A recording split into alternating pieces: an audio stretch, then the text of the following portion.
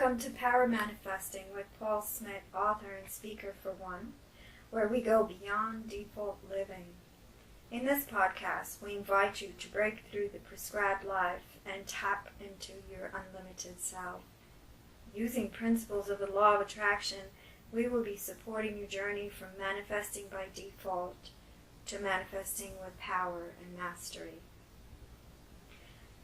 Today's topic is going to be soul guidance. One of the conversations Paul and I frequently have is about how much misinformation there is about soul guidance out and about. And there's a lot of misconceptions that we're going to be talking about today and hopefully shed some light on the subject. To begin with, Paul, I'd like to talk to you about maybe 3 different myths that we can tackle. The first one being, when people think of communication from soul or soul guidance, oftentimes we hear them talk about maybe opening spiritual channels in order to receive soul guidance.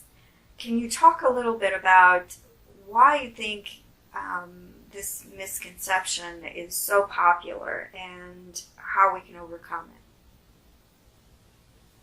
The first point that I'd like to make is that soul guidance has been with you since birth. It's been with everybody since birth. And whilst it may seem like silent guidance, meaning there's no real audio or visual to it, it's a voice very much like your own inside your head that offers pieces of information. A lot of people want to wrap a story around what soul is, and that it's something that comes from outside of you, when in actual fact soul comes from within you. The greater part of who you are is soul. In fact, this physical part, this material part that you are witnessing as self, is only 2% of the whole body of who you are. Soul is that greater part. It's the 98% of your consciousness, your non-physical counterparts. So for a lot of people, they have a tendency to want to attach something mysterious to the spiritual counterparts, even though that spiritual counterpart has been with them since birth. A lot of people go through life not realizing that they have that spiritual counterpart. A lot of people go through life not realizing that they can communicate or receive guidance from that counterpart.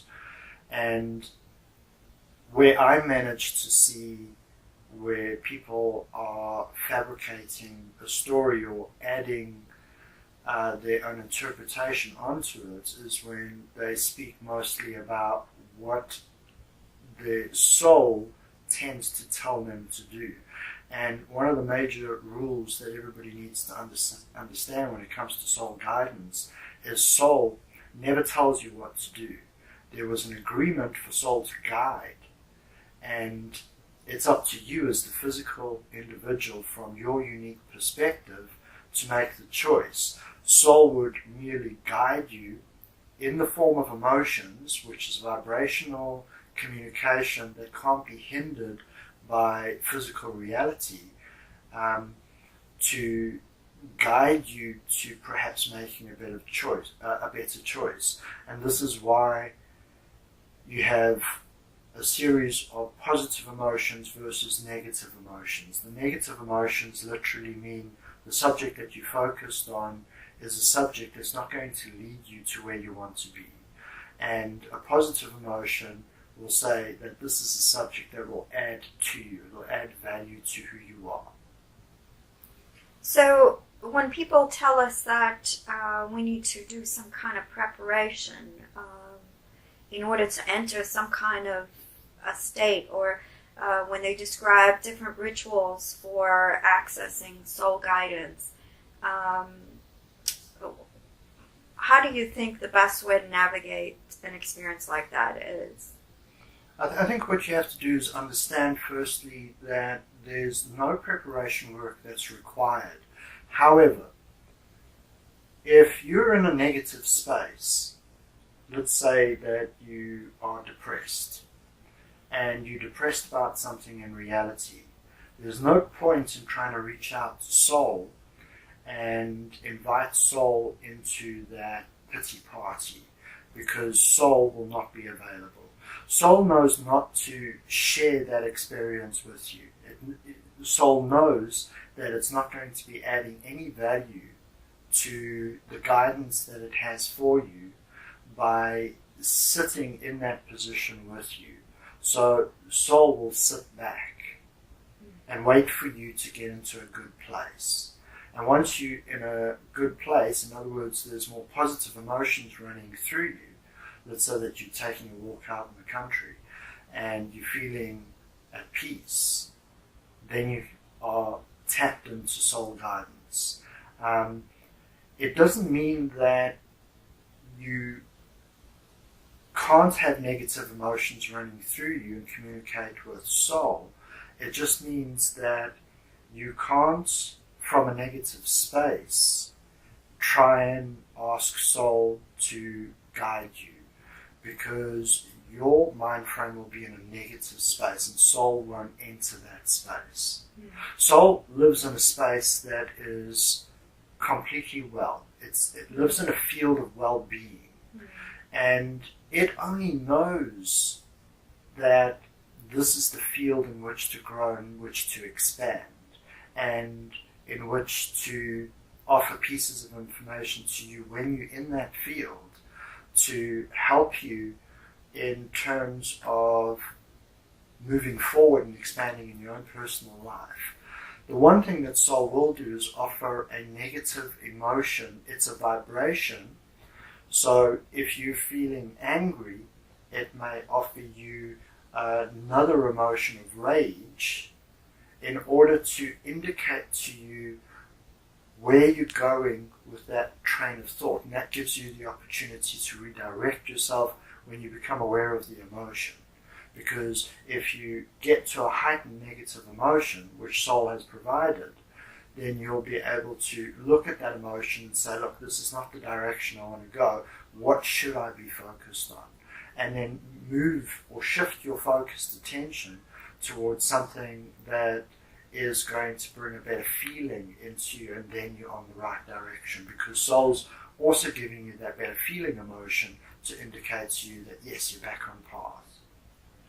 This is a very important point, and I'd like to come back to this after we go over the next couple of myths, because I think it's so important to understanding what actually happens between the negative and positive experiences and the communication, but the discomfort that we feel with respect to negative experiences or a negative outlook is so important for how we add up the pieces later on. But in the interim, let's just talk about the next kinds of information. People often believe that we receive, you and I have spoken about synchronicities occurring to provide guidance, some kind of soul guidance in life. But, sometimes we hear people talking about the power of symbols or numbers appearing in the course of our day or our routines. How do you see that in terms of soul guidance? Does that actually add up to true guidance, or is it something that we as humans just have fun with or seem to gravitate towards? It's a difficult question to answer, because from a personal experience, when I started exploring the law of attraction and started redefining who I was as an individual, I used to see the occurrence of ones appearing everywhere. And especially when I was on a good flow. In other words, when the momentum of my expansion was so evident to me, I would see 11:11 on the clock, and I'd walk into a store and there would be a clock up on the store and it would say 11:11, and I would receive a till slip, and it would be $11.11. And here's the thing, for me personally, the story that I wrapped around that, in other words, the idea that I put to that was the 11:11 meant I was on track. And I still today, when I'm on a good flow, experience those numbers. Does that information come from soul, or does that information come from source? That would be the question for me. Because the soul was here to guide you, and it could quite possibly be an indication that you're on track. However, what I do understand is soul doesn't interfere with the physical experience at all, whereas source may give you the physical experience in order to assist you with your path forward, in order to allow you to have experiences that form an understanding regarding your personal intention. But I think it is very subject to each unique individual, because as I've been working with people around the world, I've noticed that for different people there are different attractions. There was a lady in Norway that said to me every time she saw an occurrence of numbers, it would be 777. And so I have no relation to that specific set of numbers, nor know what it means, but for her she pretty much had the same analogy. It's whenever anything was in a good flow for her. So I think it's subject to personal interpretation, and my personal feelings is that it's more an indication from source, being the universe, God, doesn't matter what you choose to call source, that is placing experiences on a physical level for you to witness. That's very interesting. Not far from that also comes the idea that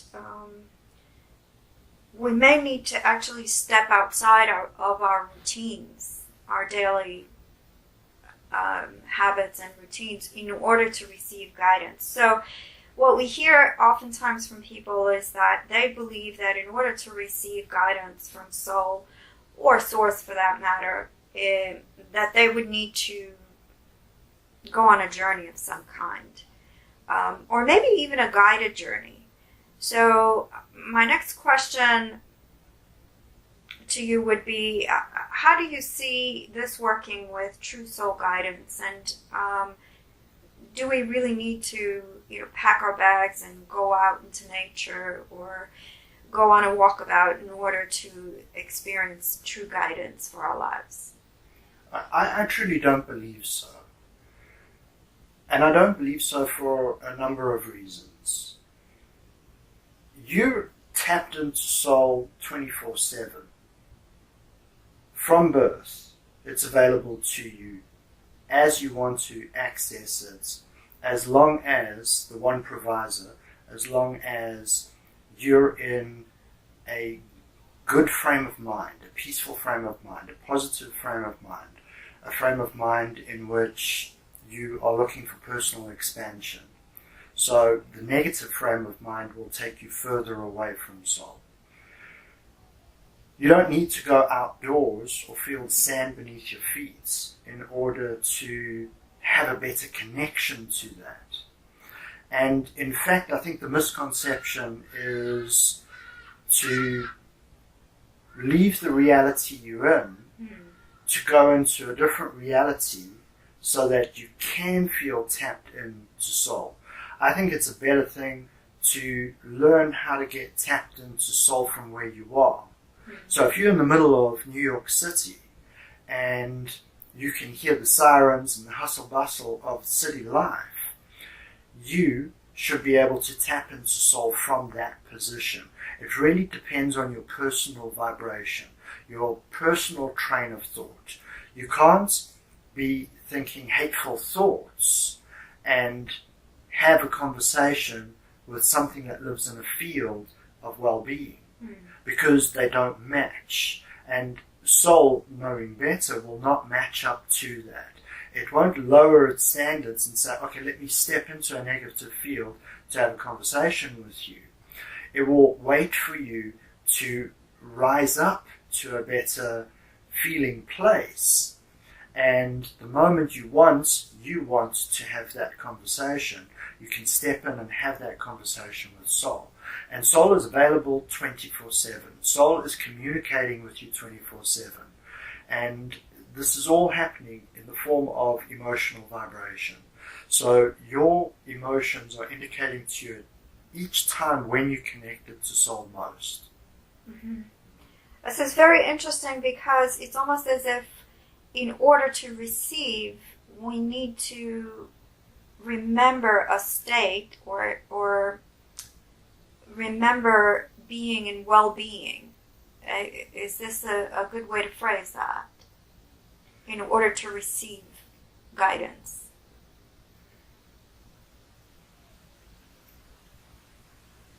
Receiving guidance from Soul is about your personal evolution forward. It's about reaching for the intention that you came here to have a physical experience in order to reach that intention. And so you're able at any point to get more than just emotional soul guidance by understanding how it is you can communicate with Soul. And this is where the law of attraction plays a wonderful part, and a lot of people miss this step in the law of attraction, because a lot of people are thinking about, how can I manifest stuff into my life? And when I say stuff, I'm talking about material stuff. I'm talking about that idea of where they would like to be with the material stuff later on, feeling content with their lives. And what I'd rather say is the law of attraction also has the ability to bring blocks of thoughts in. And you attract those blocks of thoughts by asking questions. For example, if you ask a question in terms of, how would I go about sculpting something? And you're asking the question to no one. You're sitting in a room and you're asking that question, but there's a desire, a vibration within you that has a desire to learn how to sculpt. What will happen is the law of attraction will bring a block of thoughts that will manifest a little idea in your mind. And when you explore that idea and you stay focused on that idea, another block of thought will come through. And what you need to understand is that is direct communication with Soul. Soul is tapped into the eternal web of information that has ever existed. And it's your job to ask for pieces of information from that web. Soul will then provide those pieces of information to you because it has access to all of that and you are asking for it. What's most important for people to understand is that when living a physical life, you're in a position to be asking for what it is you would like to see next. It's about you creating a reality, a personal reality regarding the contrast that you're sensing with your senses. And out of that, you create your intention. And so it's really important for people to understand that when the word remember comes into play when it comes to spiritual thinking, it's about remembering the parts. That would be consciousness, body, and soul. And I use the word consciousness because mind, which is the word people would generally use, mind, body, and soul, mind is actually only the physical tool inside the brain in which to capture the information while you're physically alive. So it creates that memory for you as an individual to canvas all the information that you've experienced while being alive. But that's not consciousness. Consciousness is attached to soul. And so soul shares that consciousness with you. So when you bring consciousness and your soul part in, understanding it, and your body, your physical self, and you work as one unit in a field of being well-being, then you hit the road running. You can have actual dialogue with soul. But you have to understand that the dialogue comes in form of the first thoughts that enters your mind, because the thoughts that follow the first thoughts are actually mind's interpretation of the information, which is more about all the information that you've received while being alive that's being captured in your memory center.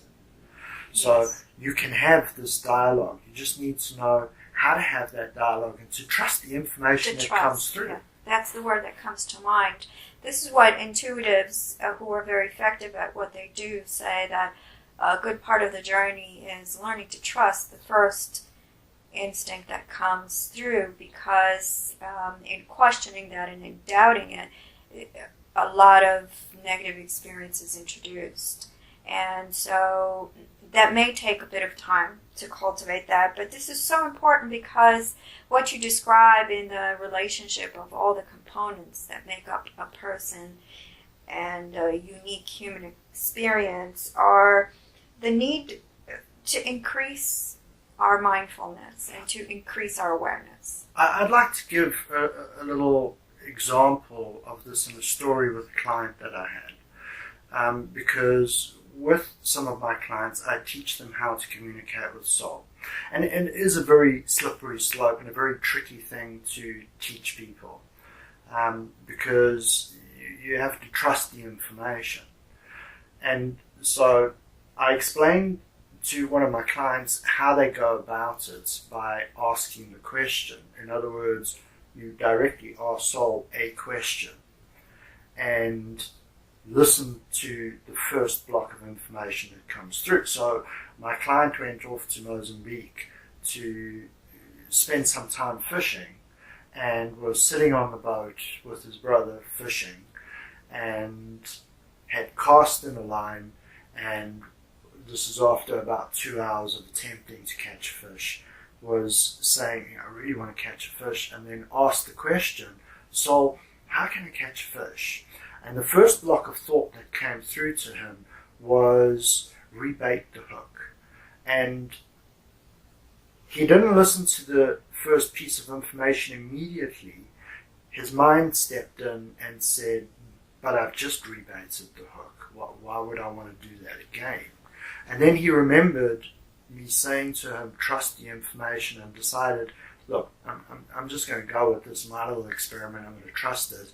So rebaited the hook, cast it into the water, and immediately a fish bit the hook. And he pulled the fish out of the water.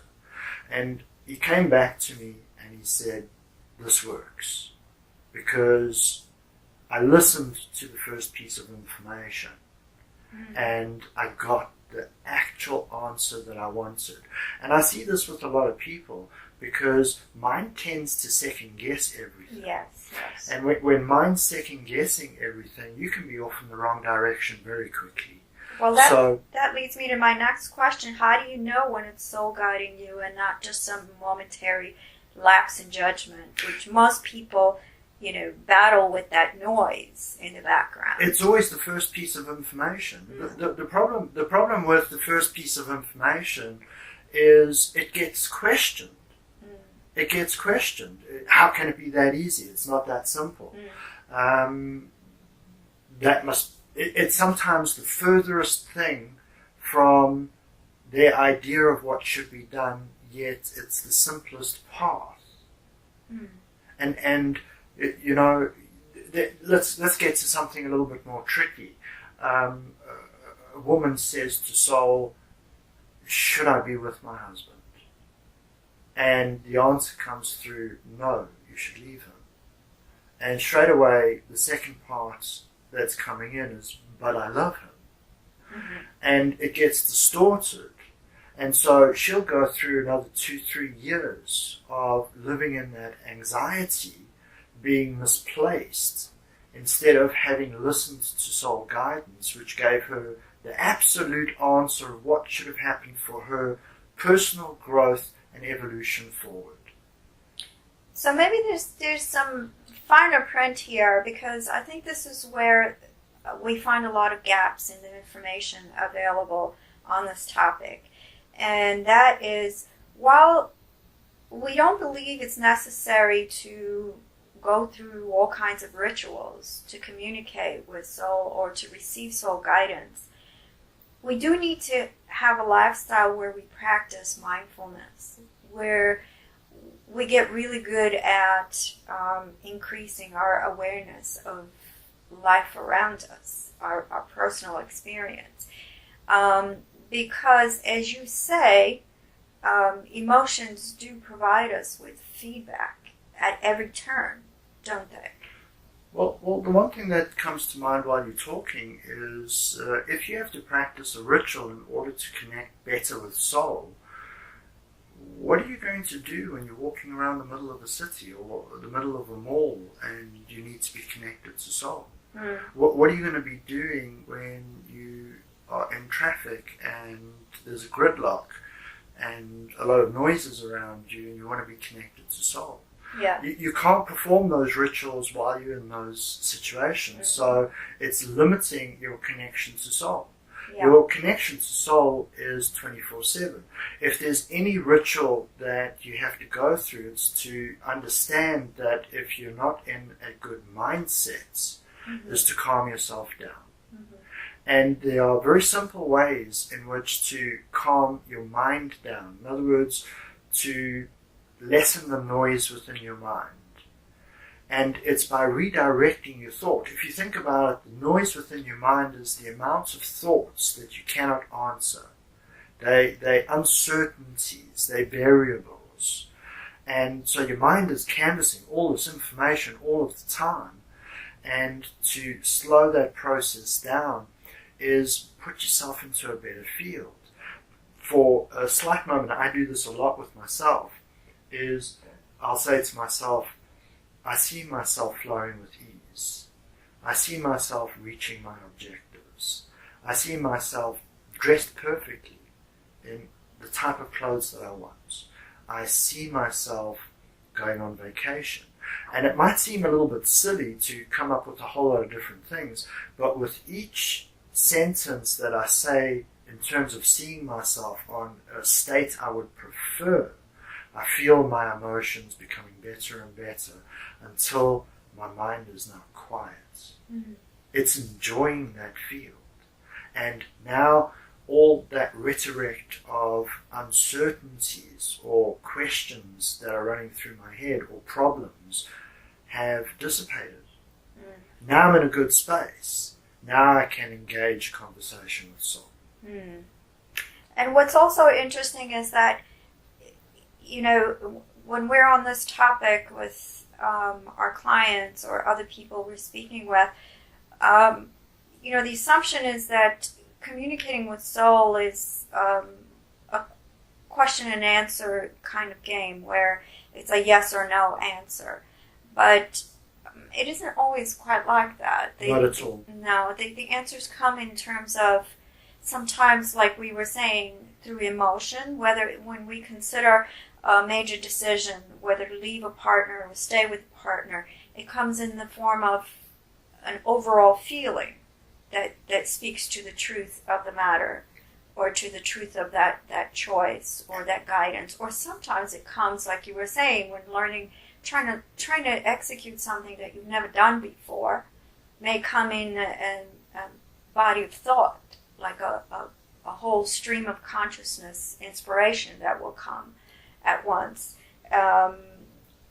And sometimes it comes in other forms. For example, life occurrences all around us, which is why we frequently, when we sit with our clients, will ask, well, what have your attractions been lately on this topic? And then they share with us a string of occurrences. And when all those pieces are added together, they reveal a specific kind of communication that is undeniable as to the direction that they need to go in. And so there isn't going to be the simple yes or no. But the awareness that we're talking about is our ability to slow down enough in our daily lives in order to add up all those pieces in a way that only makes sense to ourselves as individuals. It can also come in the form of a question. Mm. And I'd like to bring in a personal story here as well, because this is something that I got into quite a bit in terms of dialoguing with soul. And that was a very interesting space for me, because when presented with a question, the tendency is to answer it. And when you place the answer, another piece of information comes through. And before you know it, you're having this dialogue. And when I was writing the first two books, Finding One and Changing the Course of Your Life, I spent an immense amount of time dialoguing with soul, and wasn't really conscious of how I was doing that. When I say conscious of how I was doing that, I wasn't really realizing that I was doing it out loud. And I lived in a small apartment of my own, and would have these conversations, and I would dialogue with soul, and then set that aside and get onto my writing. And one of the days that I walked out of my apartments, two of the ladies that also lived in the apartments, the adjacent apartments, were having a discussion in the hallway, and they had seen me going into the building alone all the time. And they said, do you have someone that lives with you? And I said, no, I've got my cats. And that's about it. And they said, we hear you talking all the time, having these conversations. And I laughed, because I realized that it was these conversations that I was having with soul. And it was a very rewarding time for me, because the dialogue was daily. And the information that I was receiving, which is a lot of the information that's in my writing, because I was having debates about metaphysics and how it worked, and how we, need to look at reality opposed to how we've been taught what reality is. And there were very interesting conversations. And there was another time where my son came through and said to me, look, Dad, I really appreciate the information that you're receiving, and it's quite profound. However, it's really creepy sitting on the outside and listening to this. Could you do it in your head? Because you could hear that there was this wonderful conversation going on, and he could pick up. Obviously, his soul was picking up, this is the good stuff. And, it's daunting to people to understand that you have this counterpart, that you're not alone. And I still believe that as a child, everybody as a child, that invisible play partner that we had, that person that we went on adventures with that wasn't really there, is soul playing with you. And I remember sitting in a cardboard box and saying to my ally next to me, just press that button, we're going to be off. And if you think about it, that's the good stuff. You were in such a positive frame of mind, so eager for life, so enjoying the physical experience, so much so that you visualized it, you saw it, you were part of it. It was a world that you made up for yourself. And so I believe that soul guidance is far more available to kids than it is to adults, because adults have become so accustomed to looking at the physical world and being distracted by all the other pieces of information and not giving time to soul anymore, not giving time to self. I mean, if you think about it, it's 98% of who you are is soul. So that's self. So that's all the stories that we attach to having those kinds of interactions and experiences. It's unfortunate because, like you say, we miss out on so much of the human experience just because we block out that constant dialogue, and we attribute all kinds of stories of judgment to that. And I actually think this brings us back to the point I was looking for earlier, and that is that we actually experience great discomfort in such a large part of ourselves that soul comprises. So when we are constantly living a life of constantly trying to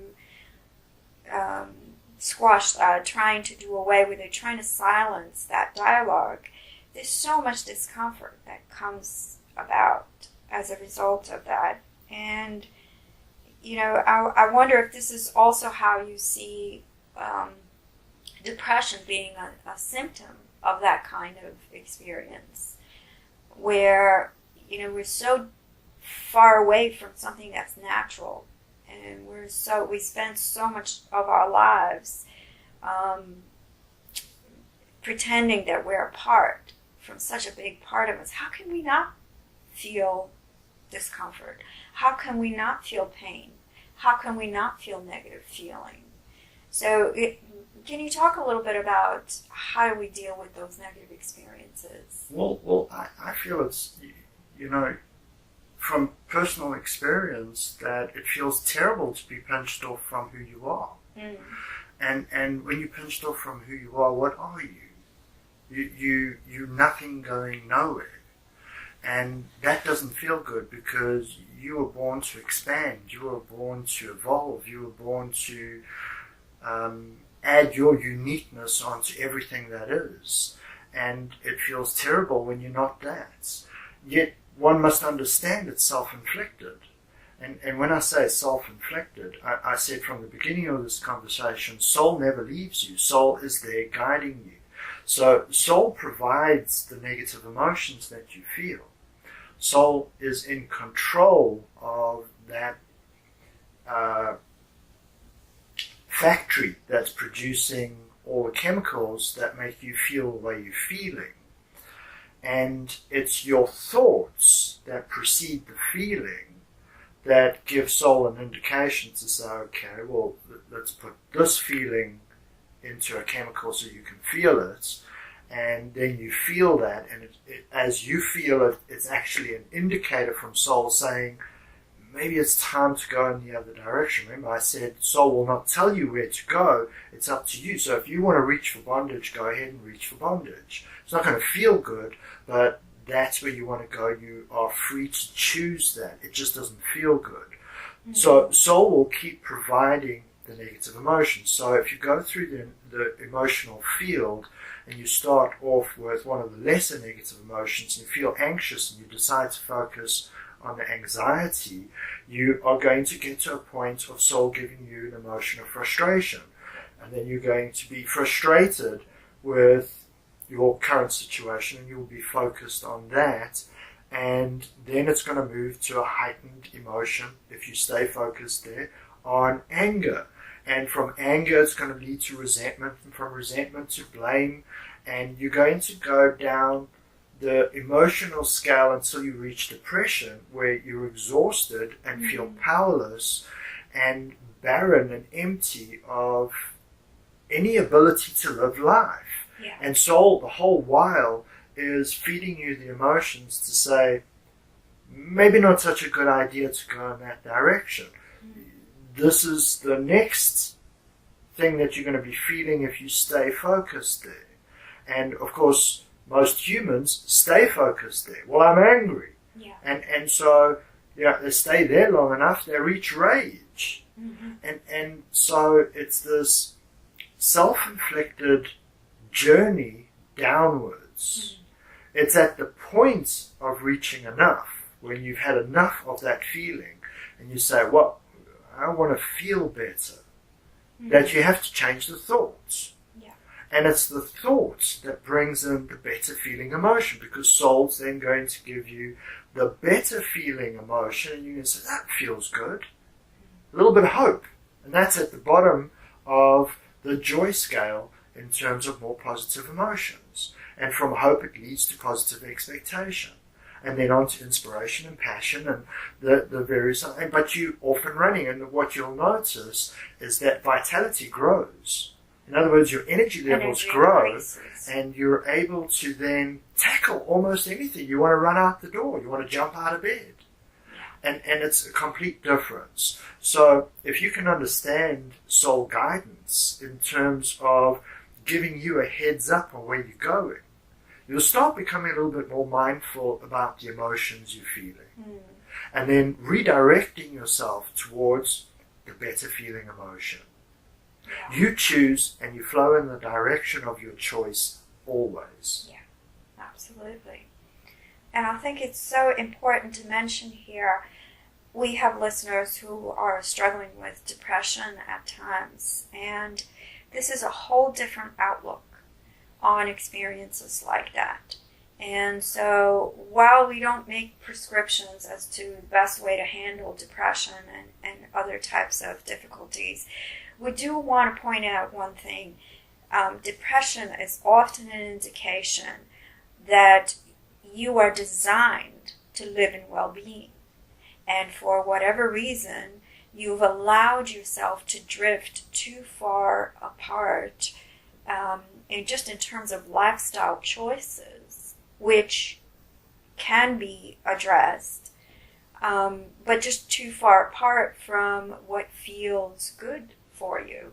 So that these kinds of feelings can be an indication that you've just gone outside of the zone of feeling centered and feeling whole and feeling intact, and it can serve as a powerful reminder to backtrack and return and remember what it's like to feel whole and to be in a state of well-being. I also wanted to just return to that thought that we had earlier. There are situations in life when the guidance pretty much just says, drop everything. Stop what you're doing. It doesn't happen every day quite so loudly, I don't believe, because if it did, it would be too disruptive. But there are some seasons in life or some points in the road where we have to just stop everything. Can you share with us a little bit about how to know, how to recognize those signs, what it looks like? Maybe give us an example or two of when life says, or when soul guides us to say, drop everything, pay attention now, redirect now. What would that look like? What would that experience be like? Well, the first thing, let's put this into context. And the context is this. I've said to you, soul never tells you what to do. Right. The choice is yours. Soul provides emotional communication that gives you an indicator. Mm-hmm. I've also said that you can dialogue with soul, and that the first thought, the block of thought that comes through, is more, it's not audio, however it comes through as your own voice in your own head, but it's a different signal to just the emotional reading.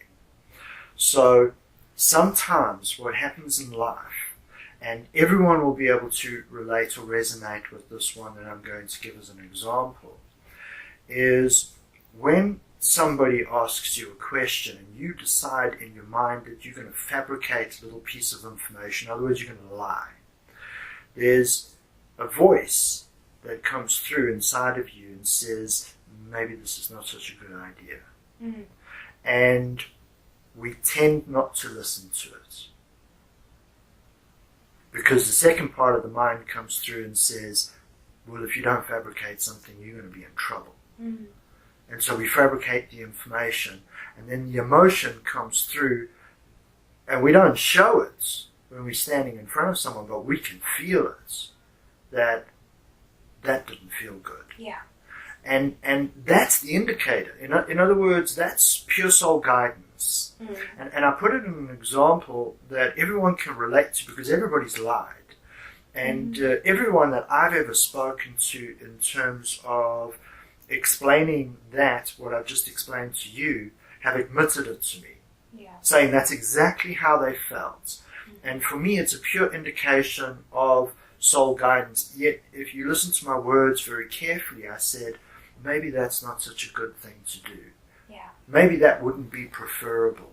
That's the kind of guidance that you're getting. It's not telling you, but it's saying, maybe not a good choice. I would reconsider that perhaps. Yeah. It's up to you. Yeah. And you get to use this guidance. But the thing about guidance is, if you're not aware of it, in other words, if you're just going through life in default mode, and you're not aware of your emotions, in other words, you're tackling all your emotions, and you're focusing on your emotions in the negative way, and you're not listening to that first piece of information that comes through and trusting it, you're on your own. Yeah. And you're in a world where everyone has their personal intentions, their personal objectives, their personal agendas, and you'll become subject to all of that because you personally not making the choice. And so personal evolution will fall out the window. How many times do you hear a mother say, I feel spent and I don't know who I am? And the reason why they're in that position is because they're giving. Everybody needs, and they're attending to everything on the outside of themselves, that one day comes along where they feel barren and don't even know who they are. That's because they're being tossed back and forth by the waves of what everyone else expects and everyone else is asking. And they don't give themselves the opportunity. Yeah, but it's subject to all their own choices. And many of them will turn around and blame and say, it's because of you people that I don't have a life. And that's not the truth. Yeah. The truth is, you made the choice to neglect yourself. And if you carry on neglecting yourself, you end up in a state of being powerless. That is that depressive state. I like to give the analogy of, you came here to a physical life to climb up that mountain, to reach that summit, to be able to stand on top of there, open up your arms and say, I did it. I'm just painting a picture. And when you are in a depressive state, you've rolled back down to the bottom of the mountain. And it looks like such a chore to get back up there. And you don't have the energy to do it because you're not as young as you were before. And you don't have as much energy as you did before. And so you have to pick yourself up, get yourself back into that state of well-being, and I promise you, you'll reach the summit. You'll get to the top. It's just a matter of you focusing on the well-being that you are, believing in your personal intentions, and understanding that self is worthy, that you'll be able to discount all the nonsense that's around you and focus on you and your desires moving forward. And just lastly, the one piece that I want to put in here is, when you deplete yourself, you have very little to offer the loved ones around you. Yeah. And that's because you've depleted yourself. And so you're all about that depletion rather than you are about that unique, wonderful individual that has wisdom and experience and a desire for more. If you can focus on yourself and uplift yourself and start intending and reaching the objectives that you want to reach, and listening to soul guidance, you will have so much energy to spend on other people, and they will make value from you. And that will make rewarding relationships. And so you're on a path upwards. And that's the difference. Don't live life by default. Yeah. Take charge of your life. It's also very interesting, and I'd like to bring this out a little bit more, because soul will try to speak louder and louder to try and get your attention. And in life, you'll find different situations where, like Paul was saying, if you continue to neglect yourself, there will be signs along the way. There will be guidance offered along the way. It is always your choice to embrace it, to listen to it, to follow it, or not. But it can become quite loud. And you and I have spoken often about a turning point for you where all of a sudden you found yourself in a moment of truth as to whether you're going to embrace life, whether you're going to embrace well-being or not, where you had an experience of where you could no longer breathe. And so it shouldn't have to involve something that extreme, but you did make an important choice at that turning point. So would that be an example of life saying, drop everything, pay attention now? I had quite a few signals before that moment came. Yes. There were a lot of signals, there were a lot of new pieces of information that were being afforded to me, and at the time at which I felt like I couldn't breathe was perhaps the tipping point. And the tipping point was me sitting down and saying to myself, where am I going? What am I doing? Who am I? Because I'm either going nowhere or I'm going to fulfill whatever my intention is, and I need to choose what that is. And sometimes we do need to be shaken. Sometimes we do need to have an experience that redefines us. One of the experiences that I had before that experience was rushing out on my bicycle to go to the shop and pick up milk, and I wasn't in a very good state of mind, and I was kind of ignoring all these other signs that were coming through. And on the way back, I decided to cross the road with the bicycle, and I got up onto the pavement, and I didn't see a car coming out of the driveway, and I hit the car and went tumbling over the car. The bicycle was ruined, and I had to walk, and I didn't feel very good because it was really sore. But when I got home, I was asking myself, why does this stuff keep happening? So it's a moment at which you get to kind of ask the question. And when I asked the question and started listening to that soul guidance, it's because I'm not on the right track. I keep attracting the wrong stuff. I keep taking myself down instead of up. And, it takes a while for us to click. But when we do, it's a complete turnaround. And many people will call that your awakening moments. That moment at which you awaken. And I think that awakening moment is different for everybody. And it's a personal thing that you go through. It's not, well, you will reach an awakening moment and it should happen midlife. It doesn't work that way. It really depends on the intention that you came here for. And that's another whole subject that one of these days we'll be talking about, which is core intention. But at the end of the day, it's what you choose to make out of life, and understand that you're not alone. When you understand that you're not alone, you will never feel alone again. You will never feel alone again, because you have a counterpart, and you are able to utilize the law of attraction, and you are able to be unlimited and create whatever it is you decide to put your focused attention on. So would you share with us any last thoughts on the role that soul guidance plays and how we use that in order to manifest in a powerful way in our lives? Well, the agreement with Soul was this.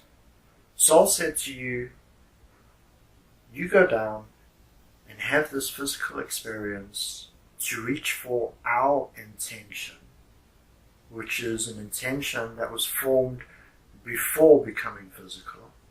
It's the reason why you are a physical being. You came here to roll out into an intention that you designed. And Soul said, I will sit back here in non-physical space and guide you through emotions, guide you through blocks of thought, so that we can reach this intention. Soul cannot have a physical experience because soul is not physical. Yeah.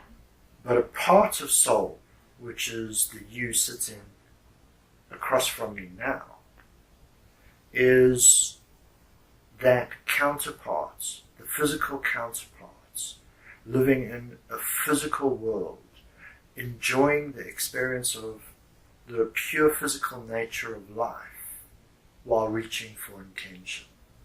And it's a wonderful place to be.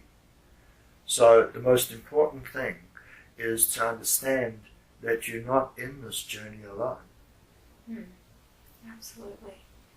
Absolutely. And so many of our conversations about manifesting what it is that we desire, I feel, don't take enough consideration for the role that that soul plays, and understanding and connecting to that information is so important, because otherwise we just we wind up very focused on collecting things in our lives, but the occurrences of our lives, we never quite make sense of it all. That's the difference between producing one result after another and yet feeling unfulfilled and empty. Where it is entirely possible to really embrace soul guidance and to navigate this life as a blended human being, where the soul plays a central role in everything that we create, and we get to experience a meaningful path, a purposeful path, a path of intention. Thank you for joining us today. Paul Smit, author and speaker for One, offers powerful insight into the law of attraction online and on Facebook, as well as workshops and in person. If you would like to take your law of attraction mastery to the next level, we invite you to book a one-on-one intensive with him. Message us today at intention1111@gmail.com or via Facebook page at Paul Smith, author and speaker for One, for booking details. We welcome your comments and questions anytime. We appreciate you. We love you. We believe in you. Until the next time we power manifest, this is Paul and Adriana signing off.